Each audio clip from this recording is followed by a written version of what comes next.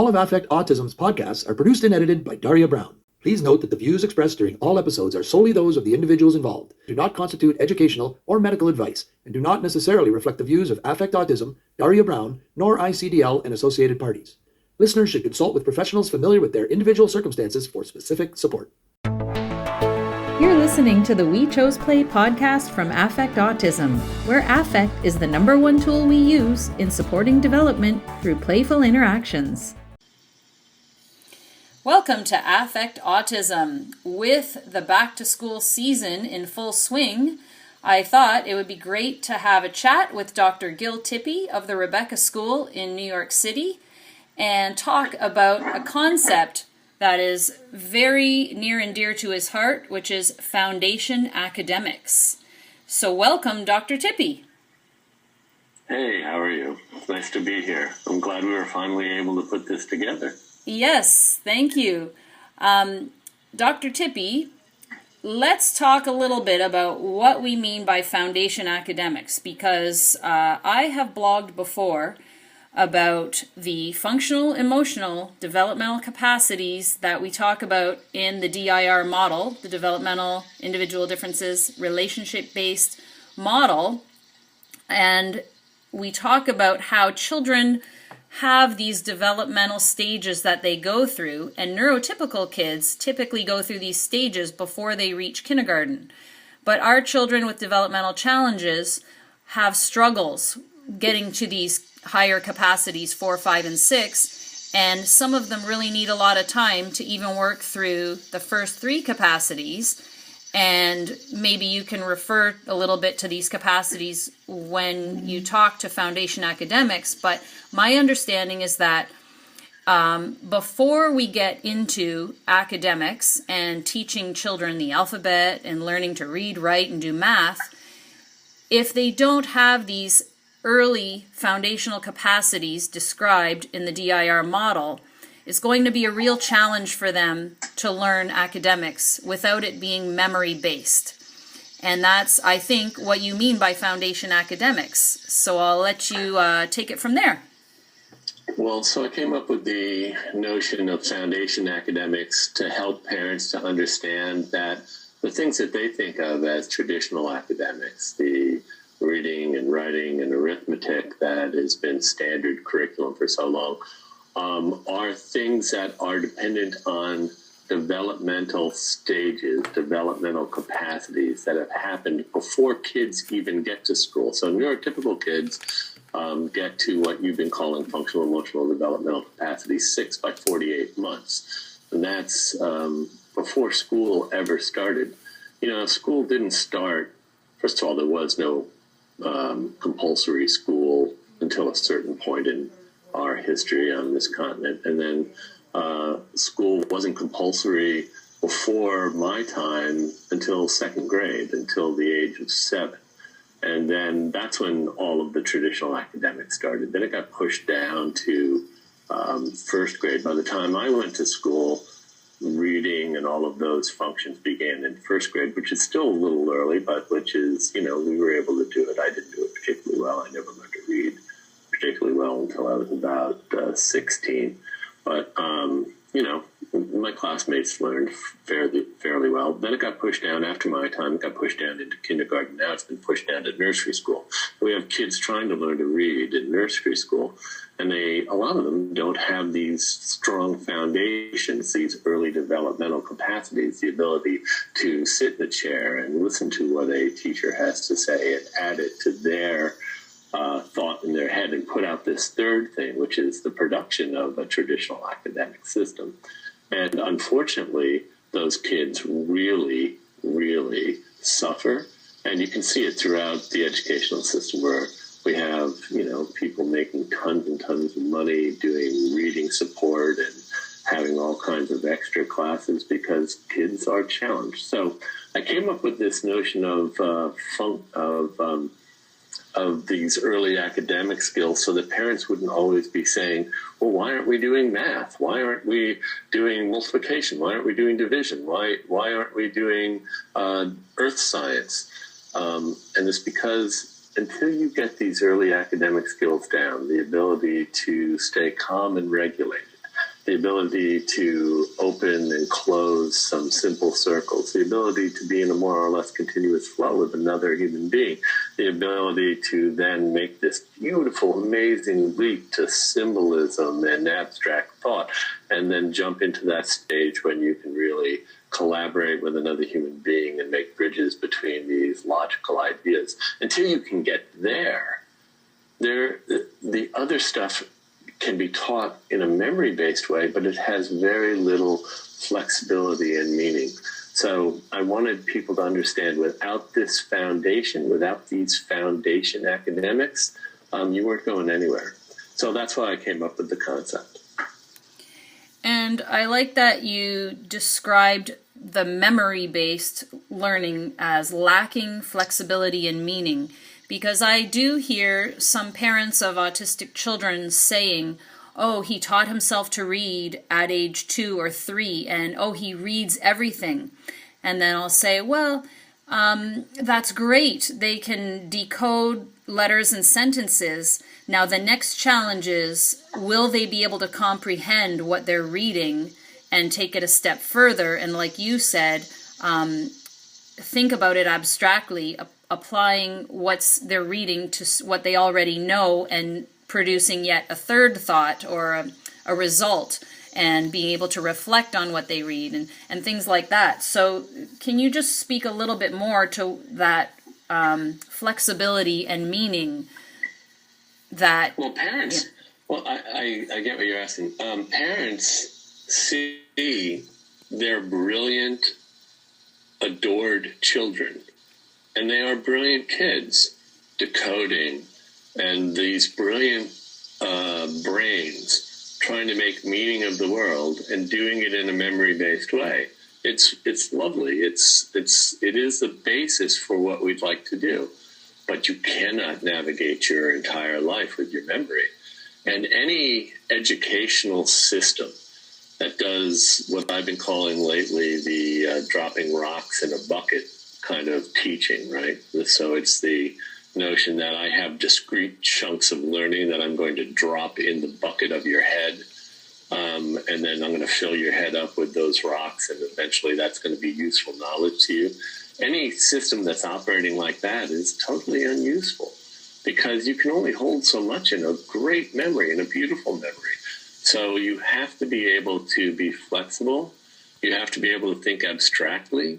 You have to be able to imagine how the world would be if it were different than it is directly in front of us right now. That's what fantasy play is for kids. And that allows you to walk into any situation, even if you have no prior knowledge of it, and figure out what's going on. It's also about creativity. Now, if you look at the jobs that are going to be available to our kids in the 21st century, these are not jobs where some rote skill done over and over again is going to be useful. Those jobs are not going to exist. The jobs that our kids are going to be able to get are going to be dependent upon their ability to think abstractly and to think creatively, to problem solve. And that's not just kids who have challenges developmentally. That's all of our kids are going to have to think flexibly and enter a world where creative thought is what differentiates human thought from other thoughts. So it's really, really important to be able to support kids and not just drop chunks of knowledge on them.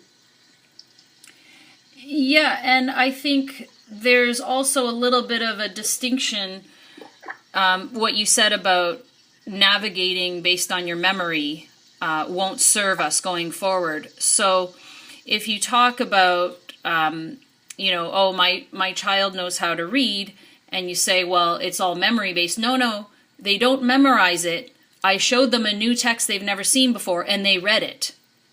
Now, that's not what you mean by memorized. No. So if you can decode, but you can't understand what the concepts behind what you're decoding are, then reading is useless. I mean, that's just taking a symbol on the page, realizing that it makes this sound, putting that together, coming up with the word, putting the words together so that it sounds like a coherent sentence. But if somebody then asks, why did that boy do that in that story? And you have no idea why the boy did it. You can't infer anything from the actions of another human being, even if it's in writing. Then you're really stuck. Just being able to decode is not the necessary skill. The necessary skill is comprehending what it is that's being read, and not just factual material. I mean, I know a lot of kids who are deeply, and adults who are deeply interested in purely factual material. Well, factual material is fine, but that's not even the deepest or the most useful function of language. The most useful function of language, and the really great speech and language pathologists will say this to you, the most important function of language is to describe inner states and to try to communicate with another human being something that's going on inside of you that they could not possibly know. That is not a fact, but is something that is an inner state for you. That's what collaboration actually means, and that's going to be the most important skill for 21st century kids. So just being able to decode and being able to understand the basic factual meaning of stuff is not enough. So let's talk about that inner state that you referred to, because this all sounds good, but parents might say, okay, so what do I need to do then? That is my child. He is learning, he is reading everything, but maybe he's only decoding. What do I need to do? And when I hear you say that you eventually want to get to a point where one of the things you can do is describe what's happening inside of you, one of the precursors to doing that would be feeling every emotion that happens, being able to label it, describe it. And in order to do that, you have to be in a relationship with somebody who can co-regulate with you and help you make sense of what's happening and allow children to experience all their emotions, express all their emotions, to begin to recognize the difference between different emotions. And do you want to take it from there? Well, yeah. Well, the reason why we have these complex neurological systems and these complex mirror neurons, the von Economo neurons, why we have that, why we have a different kind of neurological system than other species, is because the number one job of a human being is to be able to predict what another human being is going to do. That's really what those things are for. And that's what human relationship is about. Human beings develop in the context of a relationship, and that's why the DIR model really focuses on relationship and getting kids in a back and forth, opening and closing circles, and getting kids to be increasingly working on shared social problem solving, and getting kids through that shared social problem solving to jump to the symbolic level. That's what human development is about, and that's how human beings have always developed. We're talking about developmental challenges here. We're not talking about memory challenges. Right, and something that I heard recently is that reading itself is not developmental, it's learned. So for instance, one thing that is developmental is being in a relationship and being around, when you're older, being around someone that's younger and helpless like a baby brings out this natural caregiver urge in a human being, and that is innate. That's a developmental process that every human being will experience, versus something like reading, which is learned. And when we're trying to focus on development, we're really focusing on getting to the point where you have different capacities that when you learn skills like reading, they will make sense and you can apply them in ways that you've described before, as opposed to people thinking that reading is some developmental step that we all go through. Well, what you just said is exactly right. So there are discrete packets of things that you do have to learn. And if we all agreed in the society as we developed written language that we would represent things in a certain way, then you have to learn that encoding system. So that's discrete little packets of things you have to learn. but you don't ever learn. But learning those discrete packets is not the same as understanding that, oh, I want to represent symbolically what I'm feeling inside. That's a developmental step. Once I have that feeling, my language takes off because I realize, oh, the purpose of language is to communicate with another human being, whether that be in writing, whether that be in spoken language, whether I don't have spoken language and I represent it in dance or in music or in a million different ways. But to understand that the purpose of what I'm trying to do and what this other person is trying to do is talk to me, talk to the thing which is me. But reading is just, as you say, it's just a bunch of, things that need to be learned. But you don't learn them in any useful way unless you understand why you would even want to bother to try. Yes, I think that's a very important point. And the last, I would say, 2 or 3 months of blogs at Affect Autism have really focused on educating parents about the developmental approach. So what is this approach that we call the developmental approach that's very different from a behavioral perspective? And one thing that's really challenging for parents is trusting in this developmental process because, we're so used to wanting to see results immediately and everybody posting on Facebook or whatever different accolades that and things that their children have done and look at what my kid can do, look at what my kid can do, or whatever it is. Trusting in that developmental process, which a lot of us have forgotten about, that kids go through stages and they develop, and even if we did nothing, there might be some development happening. But when we have children that have different wiring in their brain and they have developmental challenges and they have sensory challenges, sensory processing challenges, being there to support and guide them through the developmental process can move them along in ways that they wouldn't otherwise have been able to do on their own. And I think that, that's a challenge for parents, is trusting in this developmental process. So can you talk a little bit about how spending much more time working on these early foundational capacities for learning and solidifying them and making them more robust will eventually be better later on. So, for instance, our son is now 8 years old.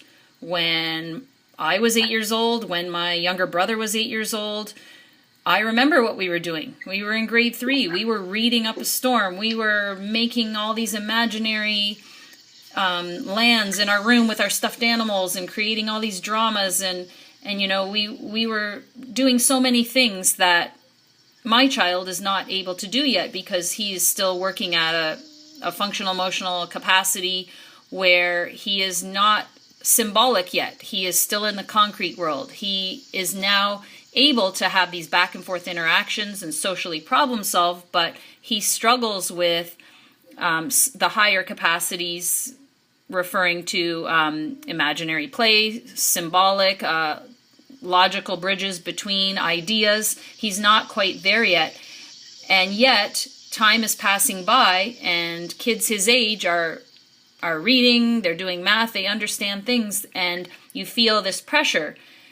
So how does the developmental process help him by us working on these capacities for a longer period of time and not worrying about that chronological age?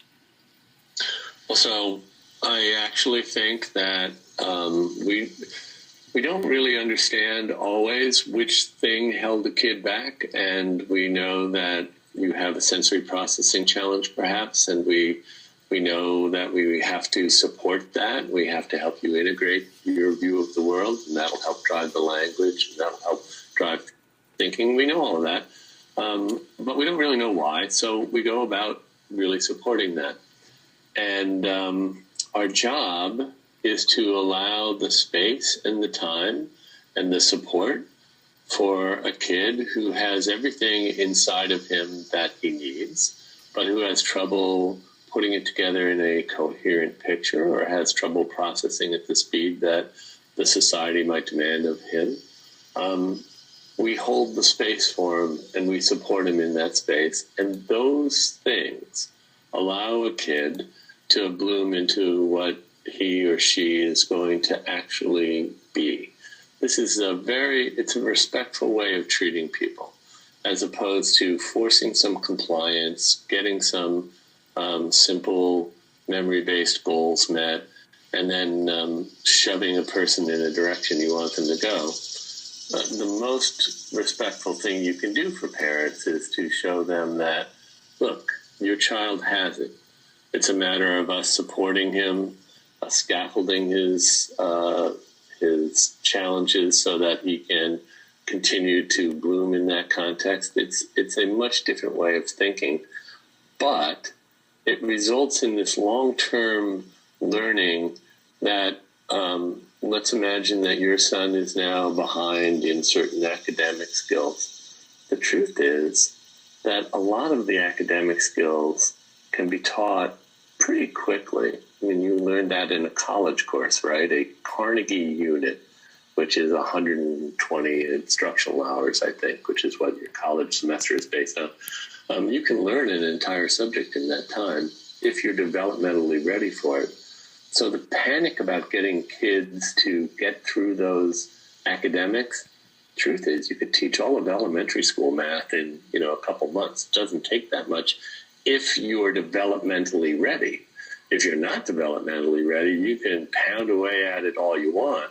And you may get some addition, you may get some subtraction, you may even get multiplication because that's a memory-based task as well. You're going to have a real struggle when you get to division. Fractions are going to be a problem.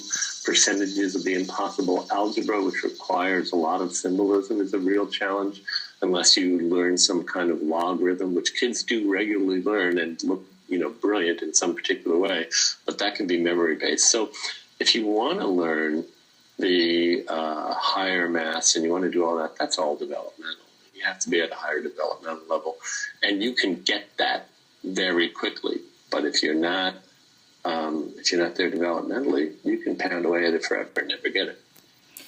Can you give a couple of examples? I've heard in some of your presentations online, you describe how some of these early foundational capacities and experiences prepare you for math, prepare you for logic, prepare you for reading. So can you just give some examples of precursors? Well, so when you're in kindergarten, your teacher tells you to line up at the door and tells you to line up in height order, maybe one day, okay? Who would like the shortest person at the front and the tallest person at the back? And you line up and you don't think you're learning anything. But what you're learning is some really important things, and that is, for instance, that the order in which you do something actually matters.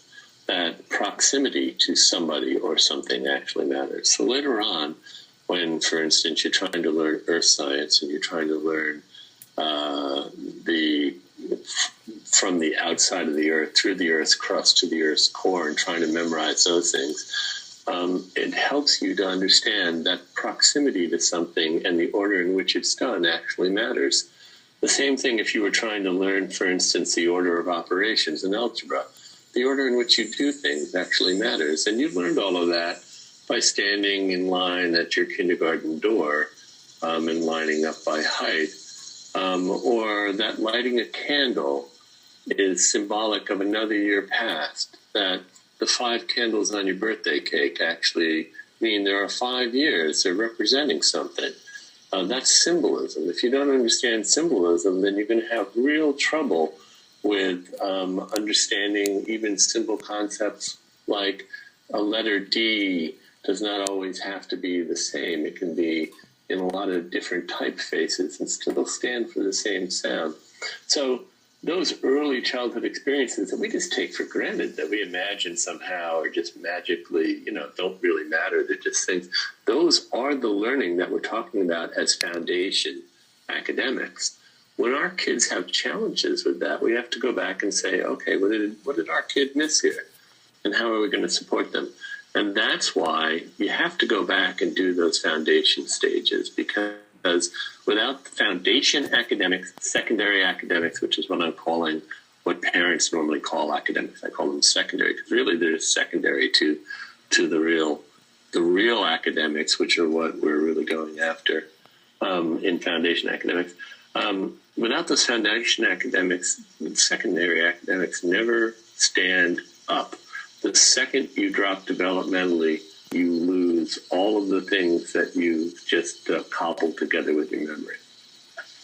Yeah, I have a bit of an example with our son. He loves model trains and real trains, and he's very excited when he sees a train, and he's now able to recognize so many different kinds of trains and right away say what it is. So, for example, he'll see a train and we'll say, "What train is that?" And he'll say, "Hudson." How do you know it's a Hudson? Because he sees it's a 464, the wheel configuration, which means there's 4 small wheels in the front, 6 big wheels in the middle, and 4 in the back. And I'm thinking in my head, this is an interest of his that he's so in love with, that we can use that eventually down the line to use to teach math, because a 464 means 2 wheels on each side makes 4, 3 big wheels on each side makes 6, and 2 wheels on each side makes 4. So it's a 464. And I hold up my fingers and I say 4, 2 on each hand, 3 fingers on each hand to say 6, and 2, and I say 4, 6, 4, and then I move them around like wheels, chugga, chugga, chugga, chugga, chug, and helping him sort of get ready for at some point he'll understand it.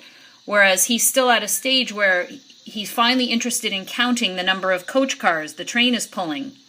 But what he does is together we'll point to the car. 1, 2, 3, and by the third or fourth one he says 5, 6, 7, 8, 9, 10. Even though there might only be 7 cars. So I think that's what you're talking about, is he's not yet connecting that each number that we're saying is representative of each car that we're pointing to. He's just sort of... Well, I think... So I actually think that he has some real number competency, right? If he is able to identify what is 4 and what is 6 and what is 4, that's something. And certainly you'll be able to teach him addition and subtraction and all of those things, and that's all going to come. What I think we mean when we're talking about using a child's interest to help them move developmentally is the next question that I'd really like him to answer is, so, you know that's a Hudson and that's a 464.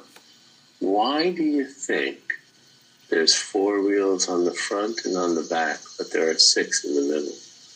I really wonder why they did that.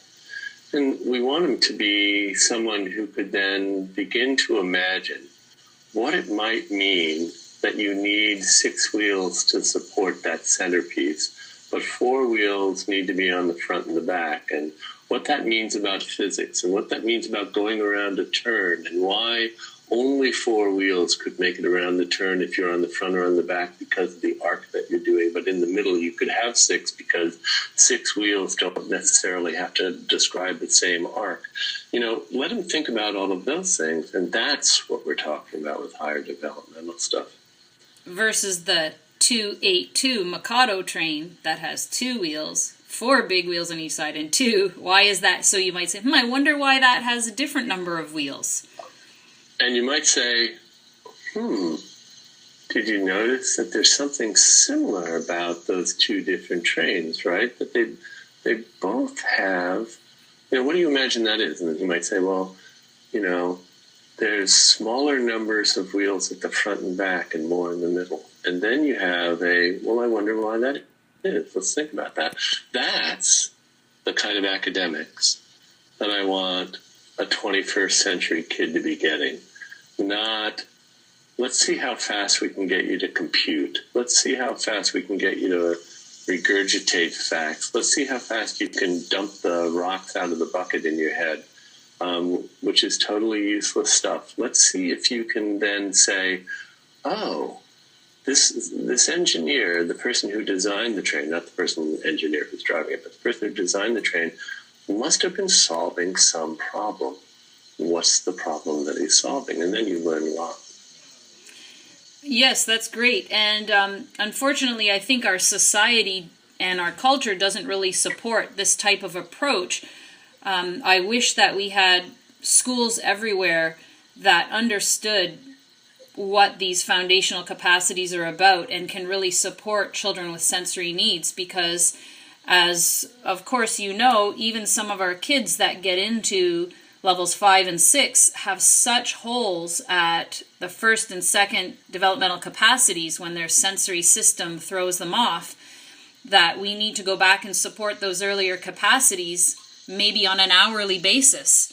And to have a school that can support that, so many kids are lacking that. Well, so let's fight for schools that really support the notion of no child left inside, that really support kids moving their bodies in three-dimensional space, kids climbing trees, kids playing with less instructional support on playgrounds so that they can work out problems and do the playground politics that they need. Let's have them being able to appreciate the world around them instead of putting them at desks and putting them at worksheets and putting them at things that,